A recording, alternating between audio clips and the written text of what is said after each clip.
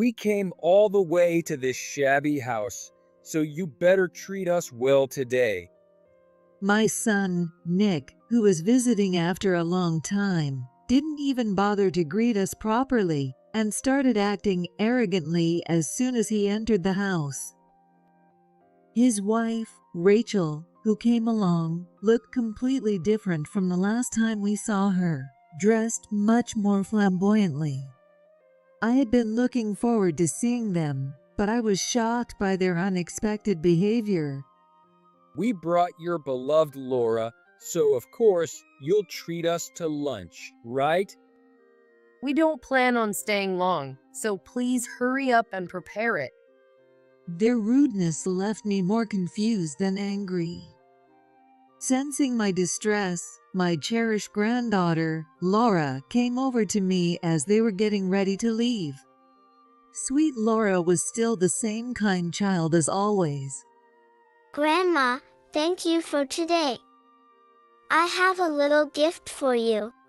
Feeling comforted by Laura's innocence, I held out my hands. She turned the back of my hand up with her small hands and suddenly started doodling on each of my nails. Aren't they pretty? Look closely.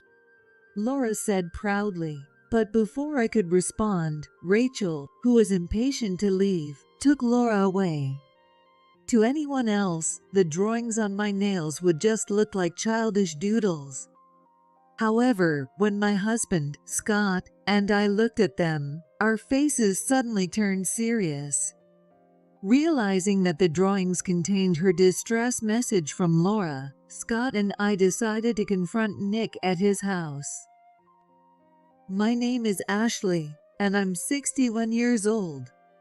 I met my husband, Scott, who is 2 years older than me, in my 20s through a mutual friend. Scott is self-employed, and his income wasn't stable, so I took on the role of the breadwinner, working as a care manager while raising our son, Nick, diligently. Nick is now in his 30s, married, and has a kid. On the surface, it seems like a typical life for someone approaching retirement age. However, an incident completely changed my family environment. It started 3 years ago. On my way to the grocery store, I was hit by a car that ran a red light. Although my life was not in danger, I broke both legs and had to be hospitalized for 6 months. I was reluctant to take a long break from work, so I decided to take early retirement at 58. Scott is still working, and we had savings for our retirement, so becoming a homemaker wasn't a big problem. However, around the time I was hospitalized, Nick divorced his wife, Katie. I was shocked and asked Nick why they divorced. Katie said she didn't want to take care of you and left. She's so selfish. Divorcing her was the right decision. But once my fractures heal, I won't need care. Even so, you divorced her? Are you okay with that, Nick? It's already decided, and there's nothing we can do about it. If only I hadn't had that car accident, Nick's family wouldn't have fallen apart. Thinking it was my fault that Nick got divorced made me feel incredibly guilty. What worried me most was Nick's daughter, Laura. She was our first grandchild, and we had doted on her. I still remember how Scott and I cried together when we first held Laura. Who will take care of Laura? Since Katie left because of her own issues, I'll take her, of course. You and Dad will help with raising her, right? Hearing that Nick would take Laura made me feel relieved, though I felt sorry for Katie. Of course, I couldn't say I was entirely without worries. Nick works for a fairly large event company, and his job often requires weekend work and overtime. I was concerned about how he would manage as a single father in such circumstances. Fortunately, Nick's apartment is close to our house, and Scott is home most of the time due to his work. Because I felt guilty that my injury had caused his divorce, Scott and I took care of Laura after I was discharged from the hospital. At that time, Laura was already in the first grade. Since she was old enough to do many things by herself, taking care of her mainly involved feeding her dinner, helping with homework, and looking after her until Nick returned to his apartment. Laura preferred spending time indoors rather than playing outside. After we started looking after her, she often stayed in Scott's study room, reading books and chatting. Honestly, considering our age and how much slower we've become compared to our younger years, Laura's calm personality was a relief. 2 years after we started caring for Laura, Nick, who was then 33, announced he was getting remarried and brought his new wife to our home. I'd like to introduce you to Rachel, who's 5 years younger than me. It's been 2 years since my divorce, and it's not fair to rely on you and Dad for Laura's care, so Rachel and I are getting married and starting over as a family. Thank you for taking care of Laura. From now on, I'll be her mother and look after her, so we won't need to bother you as often. Living with Laura had become the norm, so I felt a bit lonely, but I knew she would keep growing while we only aged. I believed Laura needed a mother who could be there for her, so I supported Nick's decision to marry Rachel. However, as soon as Nick got married, both he and Laura stopped coming to our house. They would only visit occasionally, and the visits were brief. Nick's house, which was within walking distance, also changed as they moved to another apartment after the marriage, making it harder to visit them. I didn't feel comfortable visiting the newlyweds' home, especially since I didn't know Rachel well. Scott and I felt lonely but held back our desire to see Laura, thinking about her future. A year after Nick's remarriage, he unexpectedly called to say they would visit during their vacation. I was excited to see them and was looking forward to it all morning. When the doorbell rang signaling their arrival, I hurried to the door and opened it. When I opened the door, Nick and his family standing there looked very different from how I had imagined them. Both Nick and Rachel had flashy outfits and hairstyles, wearing branded bags and noticeable accessories. They were like completely different people from when they had come to introduce Rachel. Without a proper greeting, they walked in with an arrogant attitude. We've come all the way to this shabby house, so you better treat us well today. Let's have some fancy steak for lunch. Since we brought Laura, whom you love so much, of course, you'll treat us, right? We don't plan to stay long, so could you hurry and order? Their behavior was so appalling that I was more bewildered than angry. I thought about reprimanding them, but felt guilty about Nick's divorce, and was also grateful to Rachel for raising Laura, who wasn't her biological child. Thinking it was a rare occasion, and deciding to let it slide, I called the steakhouse to place an order from the hallway. As I was on the phone, Laura came over to me. Grandma, is there anything I can help with? Laura, always kind and considerate, was now in the 4th grade, taller, and looking more mature. I felt relieved that despite the new family, Laura hadn't changed at all. No need to help. Would you like to play with Grandma instead? Yes. I want to chat with you, Grandma. You know. Hey, Laura, don't bother your grandma. Come here. Just as Laura was about to say something, Rachel came from the living room and took Laura back. Laura fell silent and reluctantly left my side, and I didn't get another chance to talk to her. I'm not bothered at all. I wonder if they're being overly cautious. After we had eaten the steak, Scott said he needed to return to work and left us. Seizing the moment, Nick also announced that it was time for them to leave. Their visit was so brief, it felt like they only came for lunch, and I found it hard to part with Laura. I'm not sure when we'll come next, but make sure to treat us well again.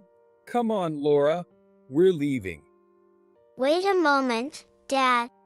As she said that, Laura came over to me with a big smile.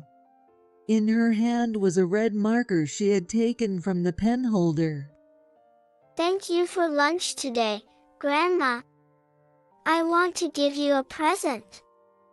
Hold out your hands.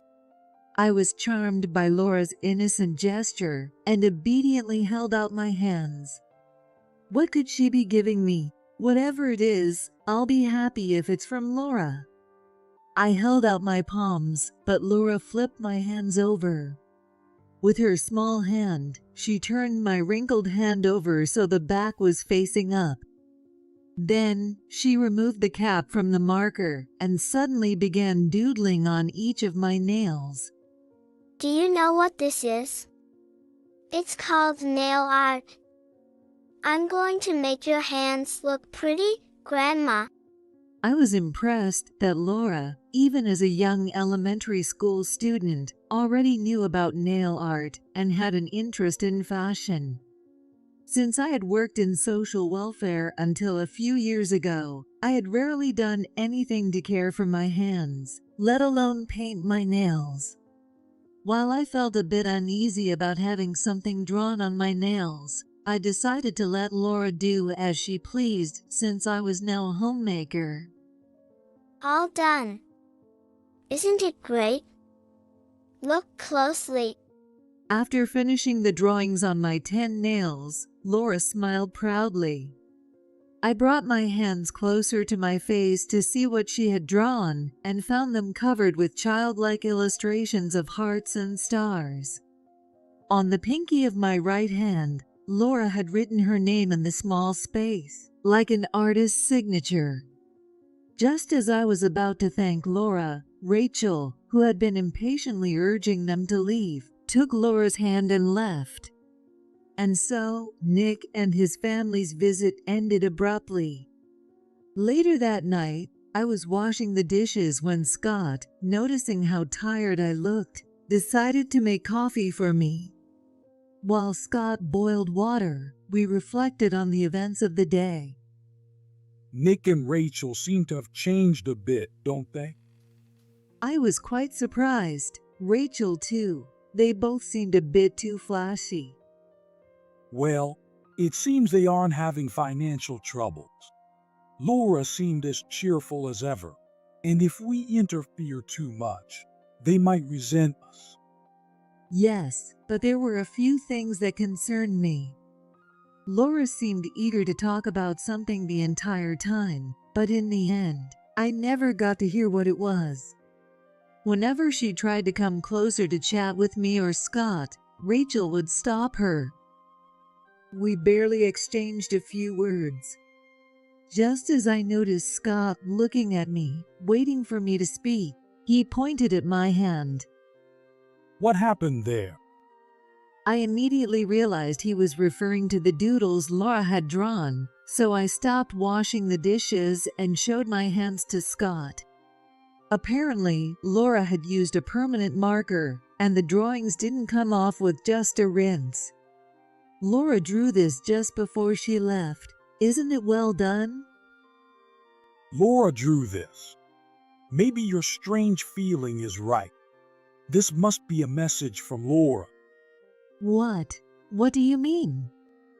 I was surprised by Scott's unexpected statement. To me, it looked like nothing more than a child's doodles. But Scott insisted it was something Laura wanted to convey. Look closely at your both hands. From the left pinky to the right, there are 3 hearts, 3 stars, and 3 hearts again. It's Laura's Morse code. In the beginning, I thought Scott was joking. However, as Scott took my hand and examined it closely with a serious expression, the atmosphere grew heavy. Sensing this, Scott led me to his study. Entering the room for the first time in a while, I saw that it was still filled with books covering the entire wall, and the desk was piled with manuscript paper. Yes, Scott is a mystery novelist.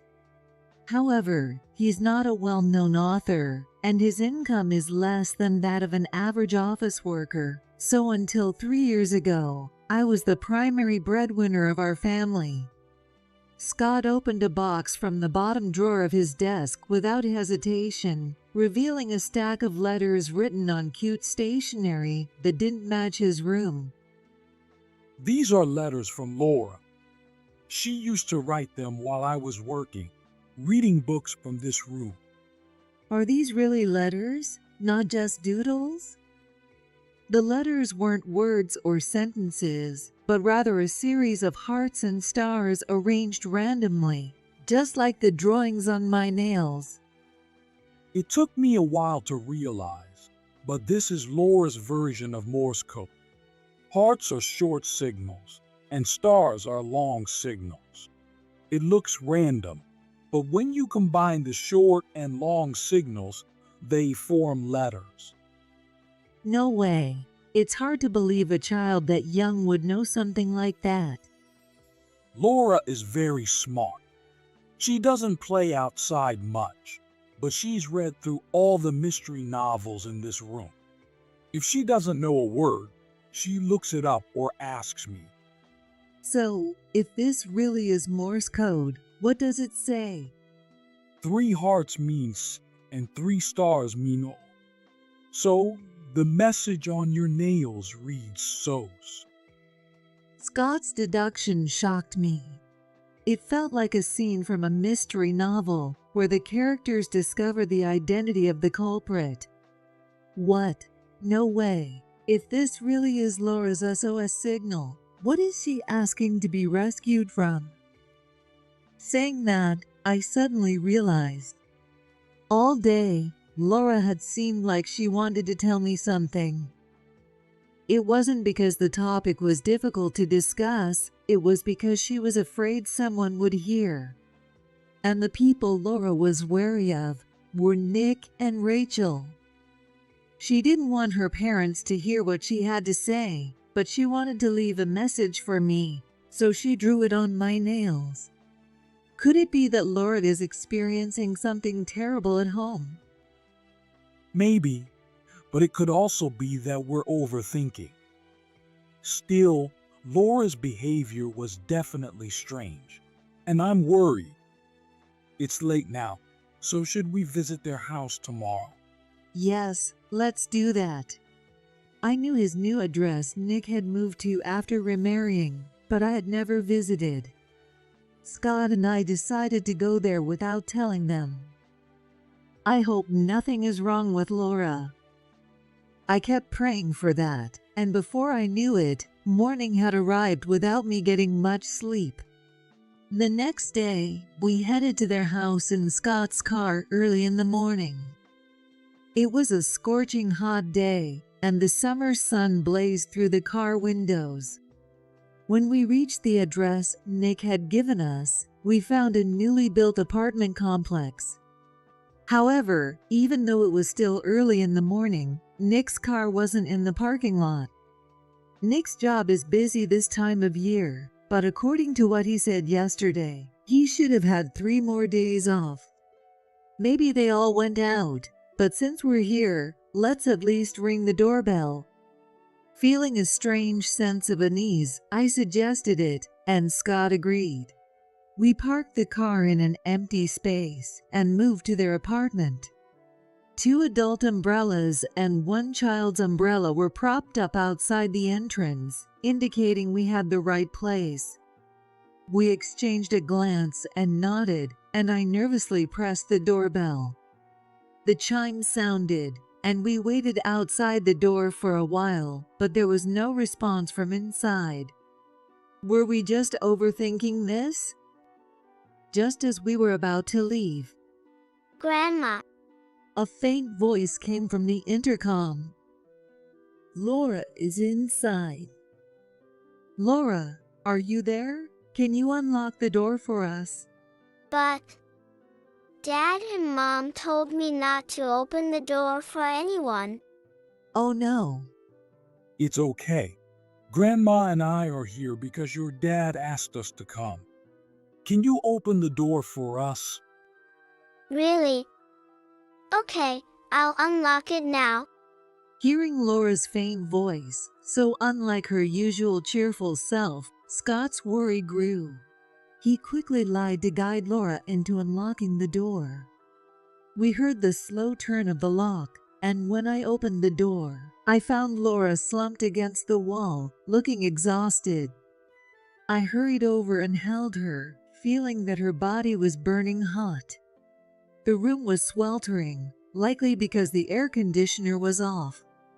At the same time, a pungent odor hit me, almost making me gag. Looking around, I saw trash and cigarette butts scattered everywhere, making it look like a hoarder's houses from a news report. How could Laura be here alone in such an environment? Laura, what's wrong? Stay with me. This isn't good. She might have heat stroke. We need to get her to a hospital now. Scott carried Laura to the car, where the air conditioning was still running, and we rushed to the nearest hospital.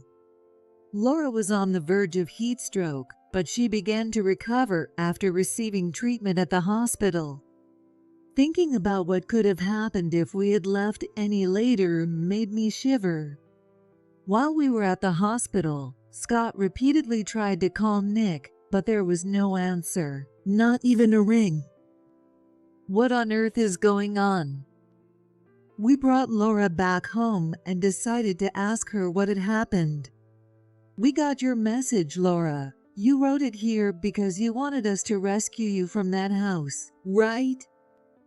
Grandma, As I showed her my nails, Laura's eyes filled with tears, and she began to cry loudly like a child. Even though she had started to look more mature, she was still a girl not yet 10 years old. Realizing she must have been holding on, hoping someone would help her, I couldn't help but cry with her. After crying for a while, Laura finally calmed down and started to tell us what had been happening. Summarizing Laura's story, this is what happened. Nick and Rachel had left for a trip last night, leaving Laura alone. They told her there was some jelly and ice cream in the fridge, and no money, and that she would have to survive on that for 3 days. The house had been filthy for a long time, and despite Laura's efforts to clean, it would get dirty again quickly because none of the adults would help. Last night, it was so hot that she wanted to turn on the air conditioner, but she couldn't find the remote in the piles of trash. Dad and Mom told me not to tell anyone about their trip, but I was scared to be alone in that house, so I did your nails yesterday, Grandma. According to Laura, this wasn't the first time they had left her alone. Scott and I were furious after hearing Laura's story. What Nick and Rachel were doing was clearly abuse. We couldn't leave Laura in such a terrible environment any longer. Still, there was no response from Nick or Rachel, so Scott and I decided on a course of action.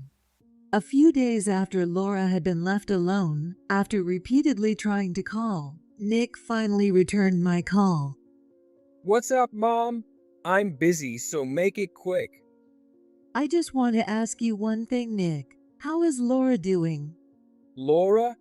Oh, she's napping right next to me. Why? Really? That's interesting because Laura is napping right next to me right now. What? I decided to test Nick, and sure enough, he lied. Since that day, Laura has been staying at our house, so there's no way she could be next to Nick. You left Laura and went on a trip, didn't you? And to a place overseas where you couldn't be reached by phone. What the hell? You tricked me? So Laura is with you? I was wondering why she wasn't at the house. What are you talking about? This isn't the first time you've left her alone. Laura nearly suffered from heat stroke. What you're doing is abuse. We've already got all the evidence. The day we brought Laura to our house, Scott immediately hired a private investigator to look into Nick and Rachel's behavior. Through interviews with neighbors and Nick's coworkers, we gathered evidence of their abusive actions toward Laura. With Laura's testimony, they couldn't deny it. When we presented the evidence, Nick was panicked. You hired a private investigator to spy on your own son? That's a violation of privacy, even for parents. If you were a responsible parent, we wouldn't have had to do this. We can't trust you or Rachel anymore. Stay out of our lives. We're taking Laura. Fine by me. Laura was creepy, always staying in her room reading books instead of acting like a normal kid. I'll live my life with Rachel.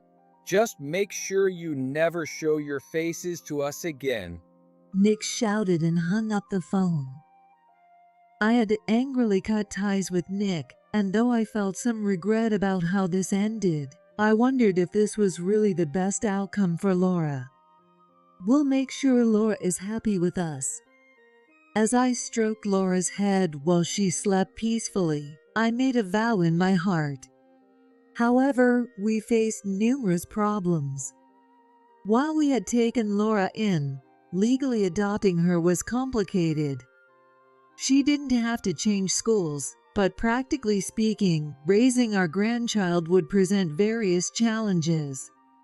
After much contemplation, I finally gathered the courage to call a certain person. 3 years later, we found ourselves at a family-friendly party hosted by an event company. And of course, Laura was with us. Laura was now in 7th grade and was excited to wear a pretty dress.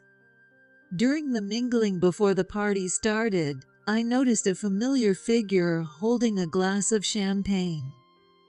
I immediately knew who it was. Nick and Rachel. As we stared in surprise, they also noticed us and were equally stunned, but soon walked over and started hurling insults. What are you doing here? And with Laura? This isn't a place for ordinary people. Get out. We were invited, so we came. Is there any problem? Why are you here? I changed jobs. After you hired that private investigator and questioned my coworkers, I couldn't stay at my old company, but it turned out for the best, moving to this event company. It's a smaller company than the last one, but it's a growing venture, and I'm on good terms with the CEO, Eric, so I'm expecting a good position. It's hard to pursue a career with a kid around, so it's good that Laura is gone. Laura hid behind me, trying to avoid Nick. Nick's loud bragging drew the attention of everyone around us. The party had been nice, but the atmosphere was ruined, and we felt embarrassed as Rachel joined in and started insulting us too. I don't know who invited you, but you are completely out of place here. The exit is over there, so please leave immediately. Rachel's right. Get out of here before you embarrass us any further. Scott and I felt utterly humiliated and wanted to disappear from Nick's sight. As we tried to move away with Laura, Nick's boss and the party host, Eric, stepped in front of us. Nick, emboldened by Eric's presence, continued. Eric, these old folks and the kid seem to have crashed the party by mistake. Can we kick them out? It's so ridiculous. It's funny. You idiot! Eric, who appeared to be in his 40s with a rugged look, suddenly punched Nick. Rachel screamed in shock, and Nick, holding his left cheek, looked bewildered, not understanding what had just happened. How dare you say something so disrespectful? You're involved in this event and don't even know who these people are. This is the author of the best-selling mystery novel, Sleepless Night Express. Our company is hosting a special escape game event in collaboration with his book. What? Are you saying Dad is a novelist? I deeply apologize for my employees' rudeness. Eric said, turning to Scott. Nick, who had always loved playing outside as a child and had mocked Scott's work as gloomy, didn't know this fact. And he finally realized that Scott, the person making headlines and creating a buzz, was his own father. Last year, Scott's mystery novel became a huge hit, making him a sudden celebrity. The novel was already being adapted into a comic and a movie, and it was constantly featured on news programs. I've spent most of my life as an unsuccessful novelist. It's no wonder Nick didn't know. While you may have disrespected me, there's someone else you should apologize to. Yes, you're right. Eric then turned to Laura. Nick and Rachel looked at him in disbelief. Laura, You know, Sleepless Night Express is a co-creation, right? The other author is Laura. With Eric gesturing toward her, Laura nodded.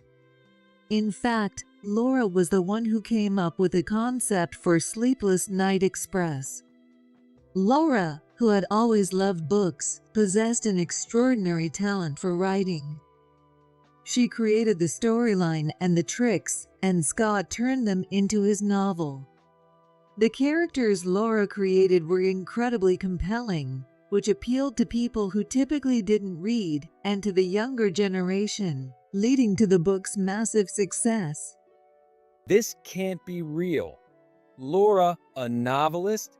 I always thought she was just a creepy kid who stayed inside. I had no idea she had such talent. So, she must have earned a huge amount of money, right? How can you think so selfishly? Yes, the royalties are split with Laura, but it's all for her future. It has nothing to do with you, Nick. Shut up. Laura is my child. You and Dad are just getting older, so she should be with us.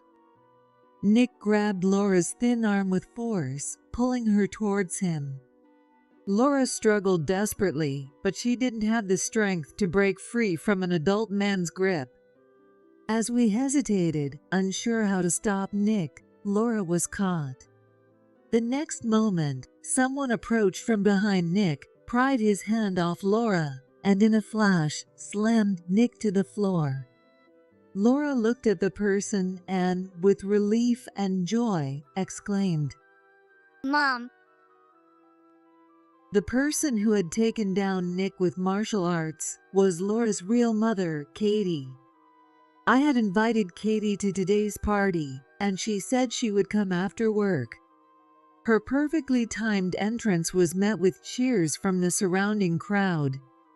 3 years ago, when we took Laura in, I had mustered the courage to contact Katie. Katie, who worked as a police officer, had left town immediately after the divorce and now worked at a police station in another town. I had heard that Katie had initiated the divorce because she didn't want to take care of me, so calling her took a lot of courage. However, that call revealed a shocking truth. Katie told me that Nick had deceived her into a forced divorce. At the time of their divorce, Nick was already having an affair with Rachel, and Katie had suspected it. Fearing he would lose money to alimony, Nick framed Katie for infidelity. He hired a man to pose with Katie, took incriminating photos to make it look like she was having an affair, and used them to threaten her. Nick submitted the divorce papers without her consent and demanded she pay alimony and child support if she didn't want her workplace and friends to know about the fabricated affair. With no family to support her, Katie feared losing her job and livelihood and had no choice but to comply. Nick pretended that Katie left to take care of me, using that as an excuse to enjoy his affair with the child support money he received every month, while leaving Laura's care to Scott and me. Katie, what are you doing here? Ashley invited me. This is an important event for Laura. As her mother, of course, I'd be here. I didn't expect to see you, but now that we're all here, I have a few things to say. You abandoned Laura's care to Ashley and Scott, making it seem like you were raising her to get child support from me. That's not. Nick had taken Laura in and married Rachel just to create the appearance of caring for her. He was deceiving Katie into paying child support, which he used to fund their lavish lifestyle. Even after Laura started living with us, Katie continued to pay child support to Nick. But that was part of Katie's plan. I'm finally ready to sue you. Thanks to the lawyer and private investigator Scott introduced me to, we've gathered all the evidence. Forging divorce papers, fraud, blackmail, and even rape. I kept paying child support to avoid raising suspicion, but I'll be getting all that money back. Katie pulled out a thick envelope from her bag and showed it to Nick, who was still on the floor, unable to stand. Nick and Rachel were stunned and sweating. Confronted with the facts, they seemed unable to find any words to respond. Laura clung to Katie, watching the scene unfold. Eric, I'm sorry for the trouble Nick caused, but given the circumstances, it would be difficult for Nick and Laura to work together. Laura is clearly scared. Can we pretend this never happened? Please wait. Our company is betting everything on this project. There are many sponsors eagerly awaiting this event, and we can't cancel it now. Eric, realizing the situation, turned to Nick, got down on one knee, and confronted him. This entire mess is because of your selfish actions. Take responsibility and leave the company immediately, or we will sue you for damages. No way. Surrounded by everyone, Nick and Rachel hung their heads in defeat. They looked like culprits revealed by a detective, with the dramatic ending of a mystery show playing in my head. Afterward, Eric fired Nick from the company, and the escape game event went ahead as planned. Eric apologized to us for what happened at the party, but it was really us who should have apologized. I couldn't help but wonder where we went wrong in raising him. His disgraceful actions have caused trouble for so many people, and I felt a deep sense of shame as his parent. With everything resolved, we apologized to Katie. The selfish actions of adults are not caused by how they were raised. Katie said, forgiving us with words befitting a police officer. Nick, who had to repay Katie's alimony and child support in a lump sum, reportedly got involved with loan sharks and disappeared after making the payment. Rachel divorced Nick, sold her brand name bags and accessories to pay Katie alimony, and is now living in extreme poverty. Several years have passed. The mystery novels created by Scott and Laura, known as the Train series, have garnered a large following, eagerly awaiting each new release. If it weren't for Laura, I would have remained a mediocre novelist. Scott said self-deprecatingly, smiling, while saving most of the royalties for Laura's future. The remaining money was set aside for our future move to a retirement home. Don't worry, Laura and Katie. We won't be a burden to you. If it's you and Scott, I'd be happy to take care of you, Ashley. It's okay. We just want you two to live happily without any worries. We recently completed the process of legally adopting Katie as our daughter. This made it easier to transfer our assets and ultimately improved Laura's life as well. Since the series of events, everyone had worried about Laura's emotional scars. But the moment it was decided that Katie would live with us, Laura felt completely at ease and showed a beaming smile. It seems nothing can replace a real mother. Feeling a bit wistful, I was reading the latest installment of the Train series. Satisfied with another excellent piece, I was about to close the book when I saw a handwritten message from Laura at the end. Seeing the illustrations drawn around the page, I hurriedly took the book to Scott. It was a long message from Laura, composed of hearts and stars. After carefully deciphering it, Scott smiled and told me, "Grandpa, Grandma, thank you for everything." "The public is abuzz, trying to decode this message that only we can understand.